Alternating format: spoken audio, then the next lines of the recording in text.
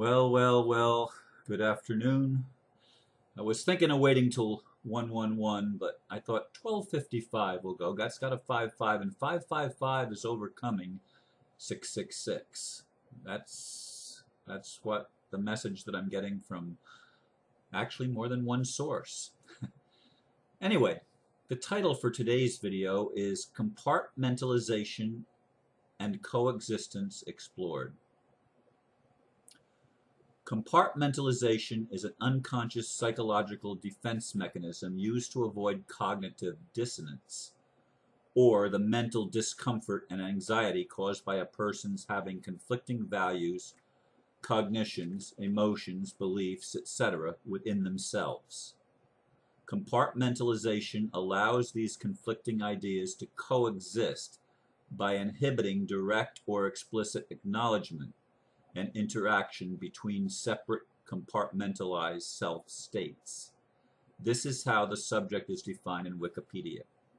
The topic seemed to come to me out of the blue as I was meditating earlier. I take that as a sign that there is something for me to explore here.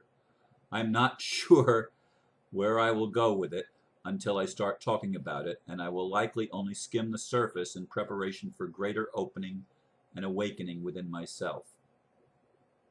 Let me see, I made a mistake there. I got to go back and fix it. All right, got it.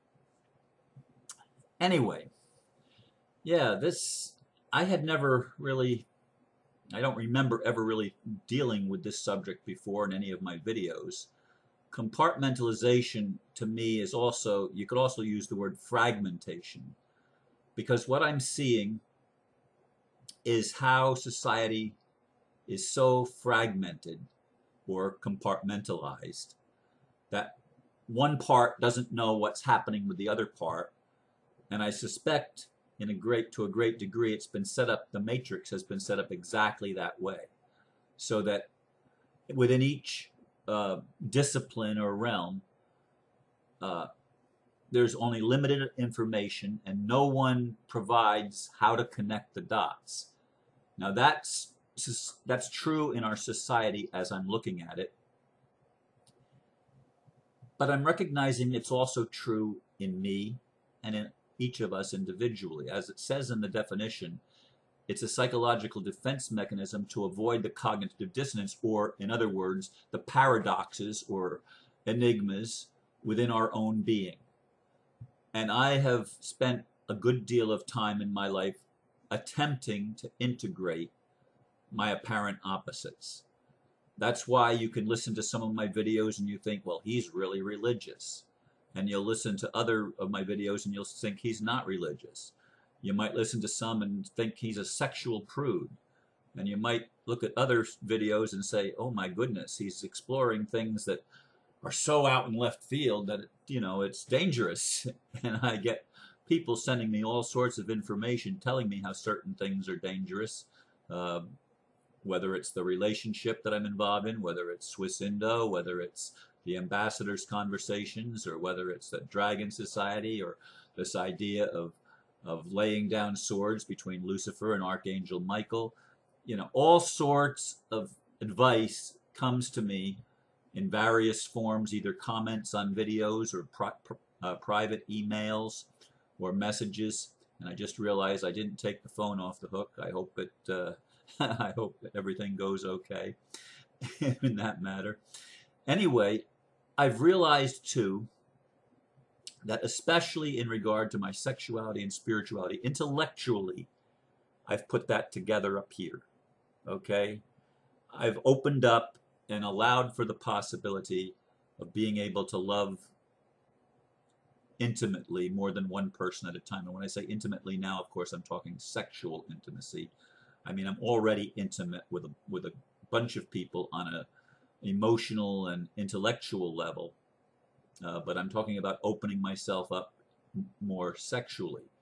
And it's a real challenge because I've always put my sexuality in such a small box that it's only allowed to exist within this framework that has really not been defined by me. It's been defined by the culture in which I live.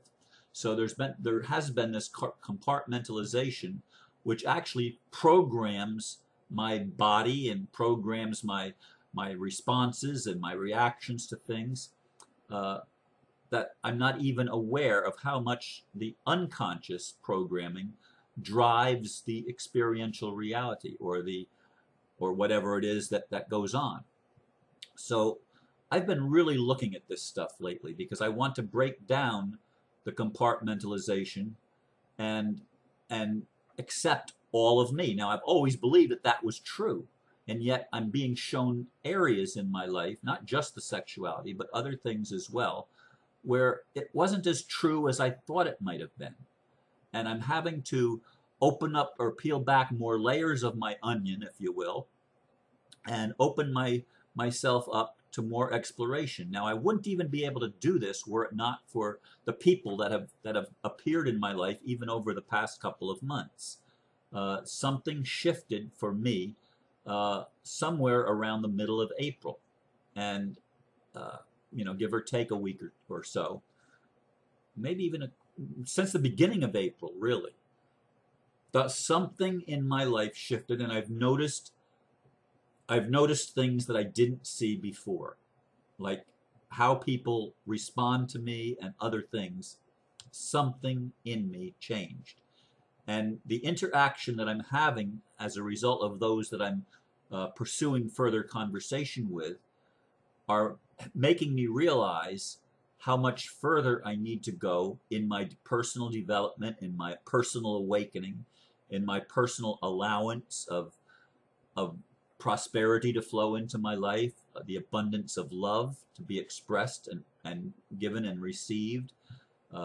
There's a whole bunch of things in my life that are changing, shifting my awareness to something new. And I haven't figured it all out yet.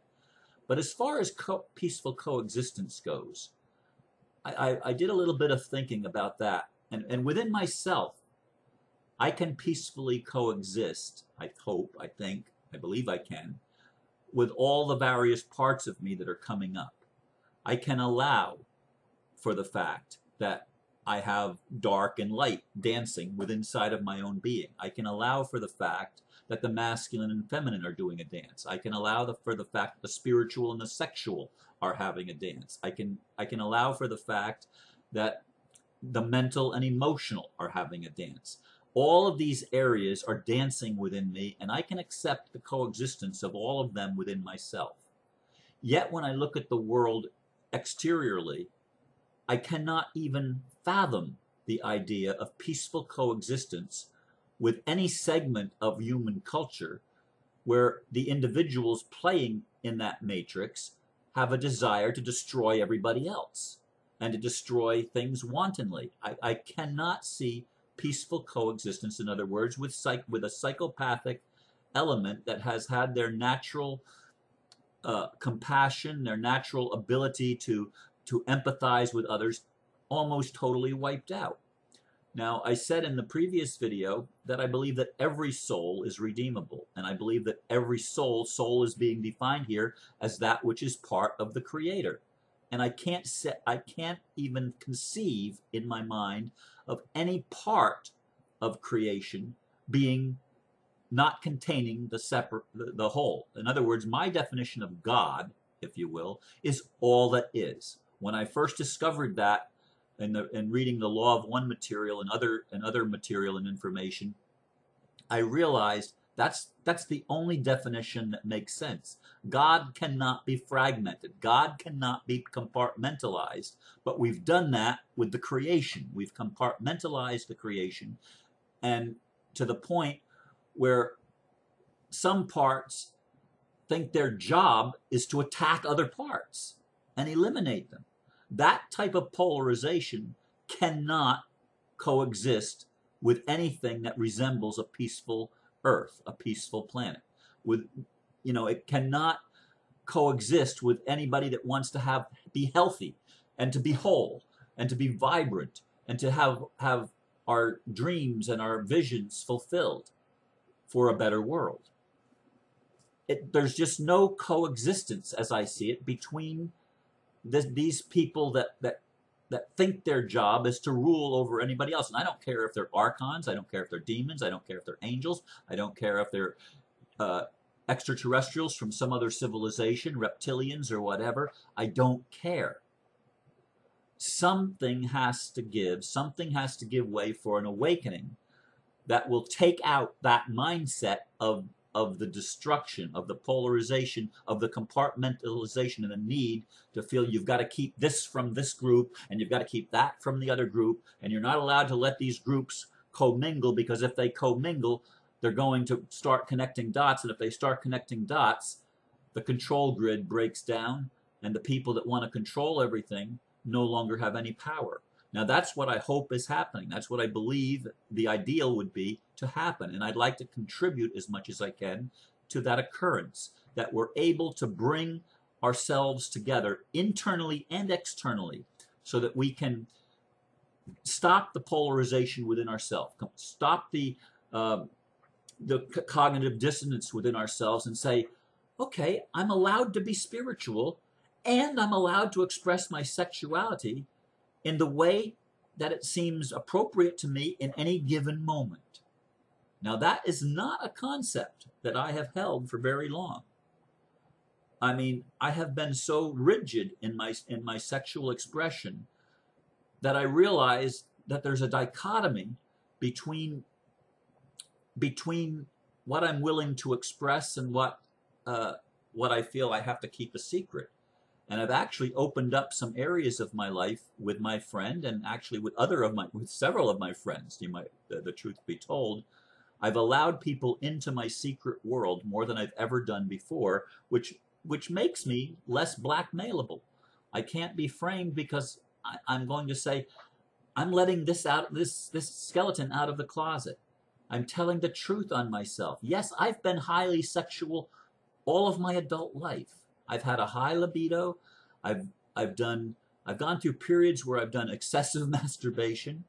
I've gone through periods where I've looked at porn, and I've fought with myself over that.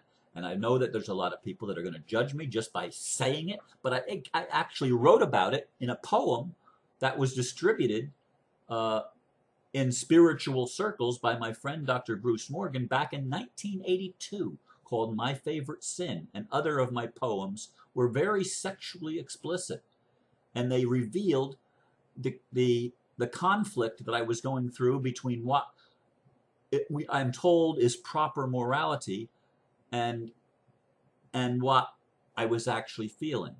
And the poem started out, I was commanded by the Lord, and now I must begin to write a poetic expose about my favorite sin. For years I tried to hide it, was afraid to let it out. I suffered so from guilt, my faith was held in doubt. I was driven by my lust and cursed the drive called sex. Yet if my inmost thoughts were shown, they'd rate the movie X. Indeed, it would be rated X, because that's a part of me. But the spiritual is also a part of me. Now, are they contradictory? In our world, we've been taught that they are. You can't have that and that because they don't fit together. And yet, spiritually, that's the masculine energy, that's the life force energy. And the sexual energy is the feminine energy, and it's also life force energy. And they have to be brought together for wholeness. They have to be brought together and break down the compartmentalized. They have to be able to coexist in a level of peacefulness and acceptance of each other, in order for there to be harmony, in order for there, in other words, to be peace on earth, and individually for there to be a sense of fulfillment and a sense of wholeness. We cannot continue this crap that we've been programmed to do of compartmentalizing our entire lives. We just cannot do that and accomplish what the deepest desire of my heart is, that is, to experience peace, to experience pleasure, to experience prosperity, to experience fulfillment in our lives. We'll always be coming up short because we'll always have lack and limitation. The lack and limitation comes from because we've left part of ourselves over there in that room that we don't want the part of ourselves that's over here in this room to know about. And we've done it within ourselves, and we've created that in the culture at large, in the society at large. And it's a destructive creation. It's not a creation that's going to lead to fulfilling the desires of our hearts. It's not going to fulfill the desire of my heart. Now, I'm willing to take the abuse from some people that just don't get it yet, because I realize that we're all in a process of uncovering and rediscovering who we are. And we're all at different levels and different phases in that process.